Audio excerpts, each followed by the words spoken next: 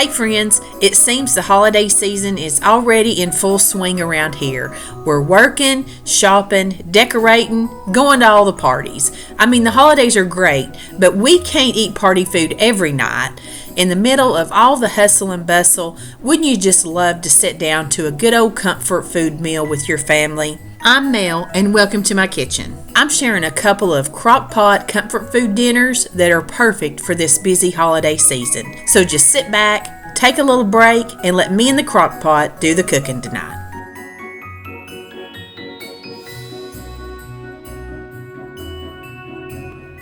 I'm going to show you how I just make a classic chuck roast. Everybody has their own way of doing this. They're all good, but just like most people say, the slow cooker is your best friend with a chuck roast. Makes it so tender. This roast is about 2.5 pounds, but I like to start out with 1 can of cream and mushroom soup, and I just dump it on the top. Then I take one of these little packets, which is like instant beef broth. That actually makes 2 cups, but I'm just doing about a can full of water with it in here because this roast will make some juice of its own. Then I'm going to sprinkle right over the top a packet of Lipton onion soup mix, and I'm also going to put an envelope of brown gravy mix. You'll notice I did not put any salt. These little mixes are salty enough. I'm not even putting any pepper in here. I'm going to wait until we get ready to serve this, and we'll see what it takes then. You can always add more, but you can't take out. And these little things are full of flavor. I didn't even brown my roast. I didn't chop any onions. I'm busy today. Some mornings, we just need to dump and go. You just need to throw something in here and let this crock pot do its work. I've got it on high. It's 9:30. I'm going to let it cook all day long while I'm here at home on high. It will make it so tender. You can see this is just fork tender. It is shredding with just one hand. And the gravy is perfectly thick since I didn't add too much liquid. It just goes over mashed potatoes perfectly.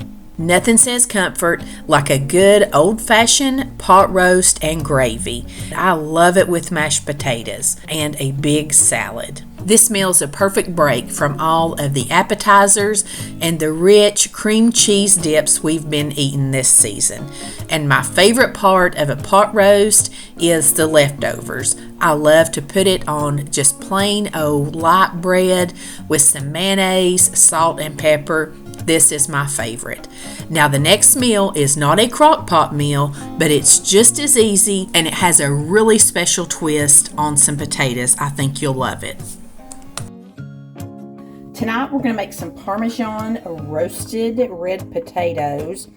We're going to make this little mixture that they're going to cook in first. And I'm using about 1/3 cup of just grated Parmesan cheese. Into that, we're going to put about 2 tablespoons of your favorite herb seasoning. Also going to put in about a teaspoon of salt and then about 1/2 teaspoon of pepper. We're just going to mix all this around and get it combined. Now, while I prep my potatoes, I've got about 3/4 of a stick of butter in like a 9x13 pan. I'm going to cut my oven on 400 degrees and put this in cold and let this butter melt. Now, while that butter's melting, I'm going to work on my potatoes. I've washed them all up, and I had about 1.5 pound size bag here. And you're going to cut each one of these in half. Then you're just going to score this open side right here. It's going to go a cut this way and a cut right beside of it. Then going to come a couple of cuts acrossways. Not going all the way through, just scoring it. Yeah, I think you can see that one even better. So I'm going to do that to all these potatoes. Okay, just as soon as your butter has melted, you want to pull that out of the oven. Ooh, it's nice and sizzly. We're just going to pour all of that garlic and herb and all that little mixture there, the Parmesan cheese we mixed up. I'm going to take all that seasoning and just mix it right into this butter. Now we're going to take all these little potatoes that we scored and we're going to put them the open cut side down into this butter. Oh my goodness, I hope all of these fit. I am the world's worst about estimating sizes. I may have to go to a bigger pan. Oh, denied. They're not gonna fit. Okie dokie. We just did a really quick little wardrobe change here. Just dumped all of this right over into the biggest casserole dish that I have. This is bigger than a 9x13. But I wasn't going to take a chance on having to wash a third pan tonight. But we just want to make sure everything is surrounded and setting on some of this goodness. Now, some of mine already have a little bit of butter on them where they got tossed around. But we're just going to take some regular old cooking spray and I'm going to get them all real coated really good.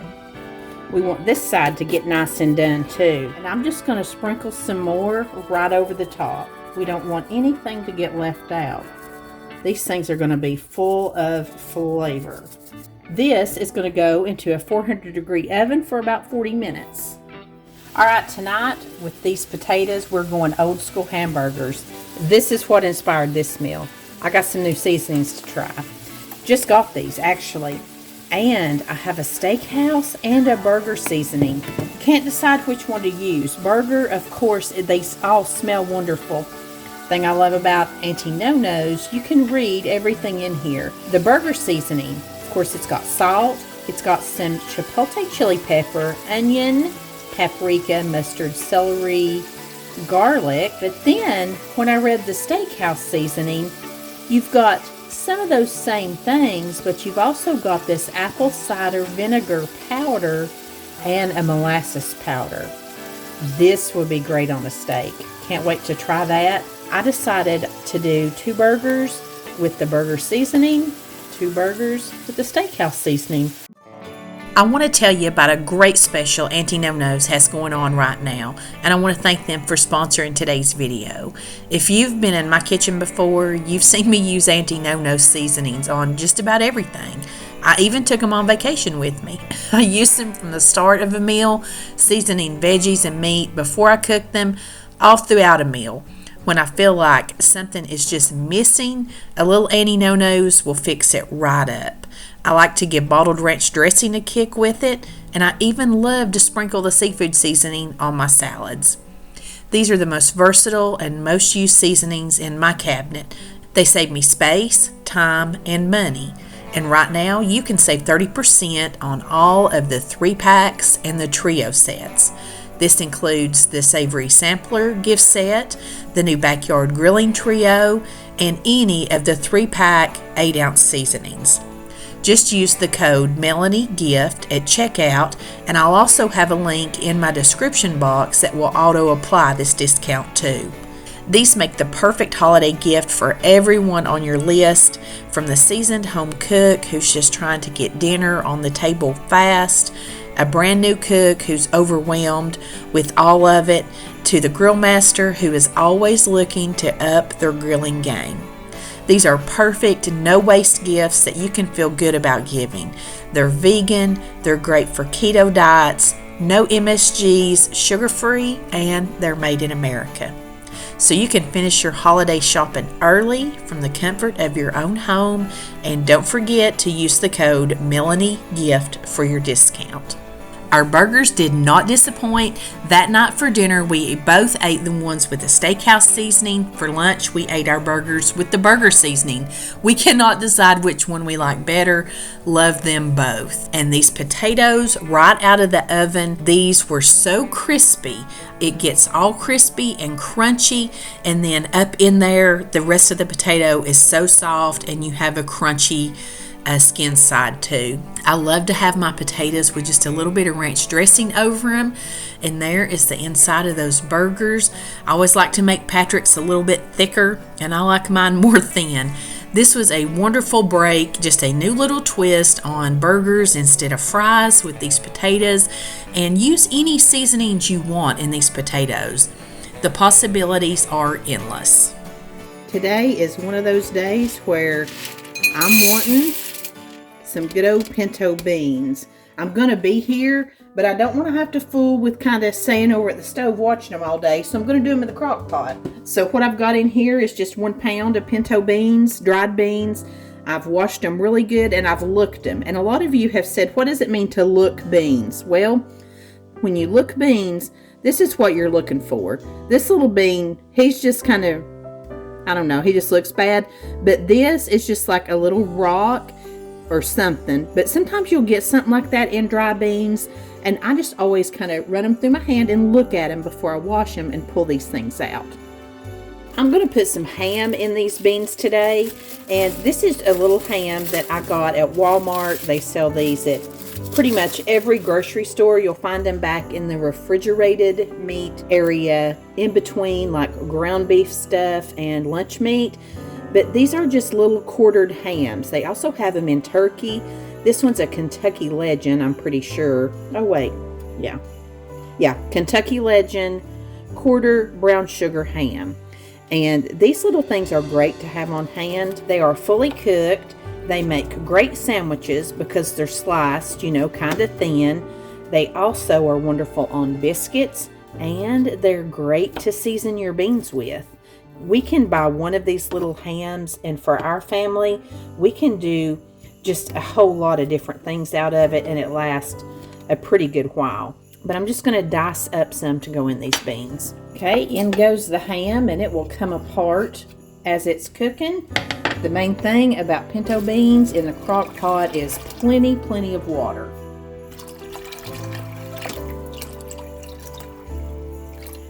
That looks like that should be really good. I've got it, I don't know, maybe an inch from the top. And like I said, this is just 1 pound of beans.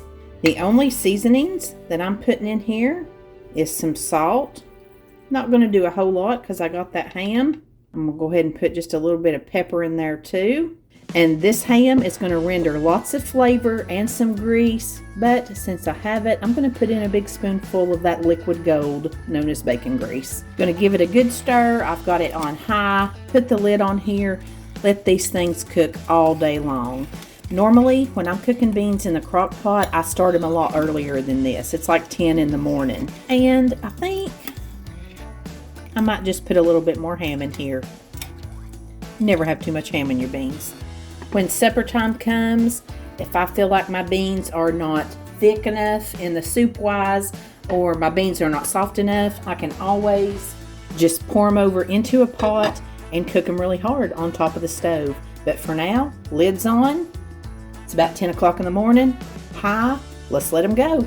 Got my beans in the crock pot, and what goes better with beans than fried potatoes? And like I said, I'm going to be here today, but I don't want to spend my day babysitting something on the stove because I'm trying to get some work done today. So we're going to do these in the crock pot. You can see I am slicing my potatoes a long ways like this, and I'm getting them about this thickness right here. The main thing that you want to make sure of is you're just trying to get them all universally here about the same width, which is the thing that I'm the worst at. The first thing you want to do is take a really long piece of aluminum foil and line your crock pot.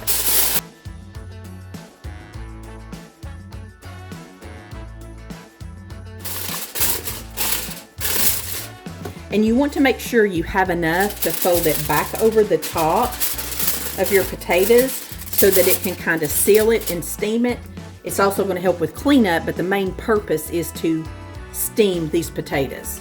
And I always take just a smaller piece to go this direction because it doesn't come up all the way on the sides. Now I'm going to take a little bit of spray and really get down in there to keep my potatoes from sticking. And we're just going to start layering these things. I'll do a layer of potatoes. Then I'm going to do some seasoning on each layer. I'm using my Auntie No-No's. It's salt, onion powder, and garlic powder.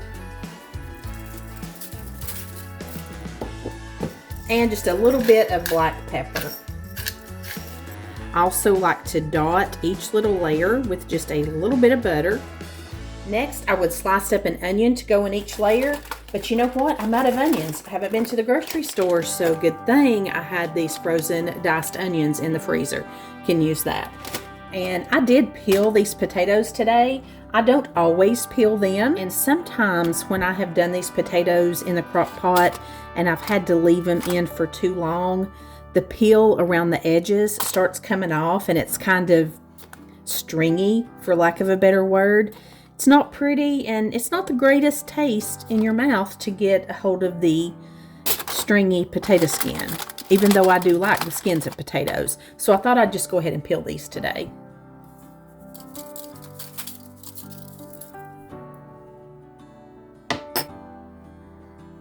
I have also made these and put bacon and cheese down in between these layers, and then put some green onions on the top.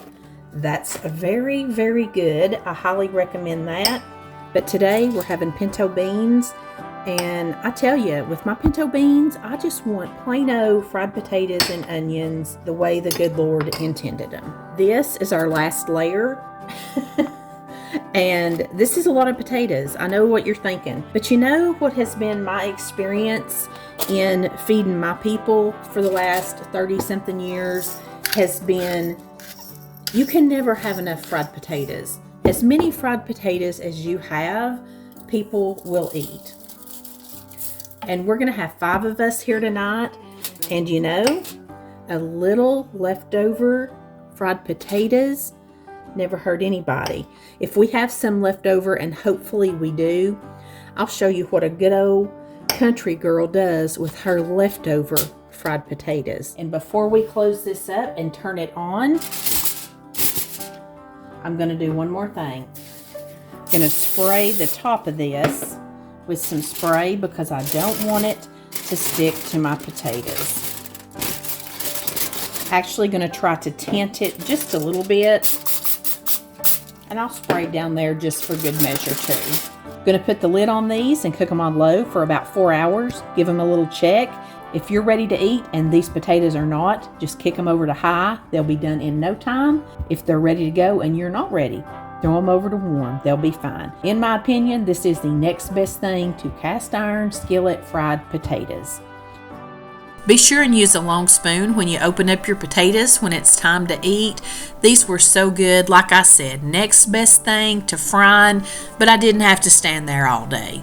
Just a quick and easy option for when you don't have the time to stand over the stove. Let's take a look at our beans. They are boiling good and hard in that crock pot. The bean soup is looking good and thick and brown. You can see all those pieces of ham in there. Nothing says comfort food like a big skillet of cornbread and pinto beans. This was delicious. It was definitely nice to have everybody here in the middle of the week for a good family comfort meal together where we could just reconnect and enjoy some good food. I had a little bit of macaroni left over from earlier in the week that I pulled out, and just some canned greens, pinto beans and potatoes. Everybody got a full tummy tonight and ready to tackle the holiday season again. Now, I promised you I'd show you my favorite thing to do with leftover fried potatoes. Of course, it will be no surprise, it's a fried potato sandwich. Again, I just use soft bread, heat my potatoes back up, and just fill them full. You can either do this with mayonnaise, which is probably what you expected, but I actually like to put some ranch dressing on this sandwich. I love it. Nothing says comfort like a home-cooked meal, and the leftovers are twice as nice. I think it's no surprise that the person who does most of the cooking loves the leftovers the most. If you enjoyed this video, be sure to check out the ones I have on the screen for you. They're also full of quick and easy meals that I'm sure you're going to love too. I've also got lots of new holiday content coming up, so be sure you're subscribed so you don't miss a thing. Thank you so much for watching, and until next time, I send you love from my kitchen.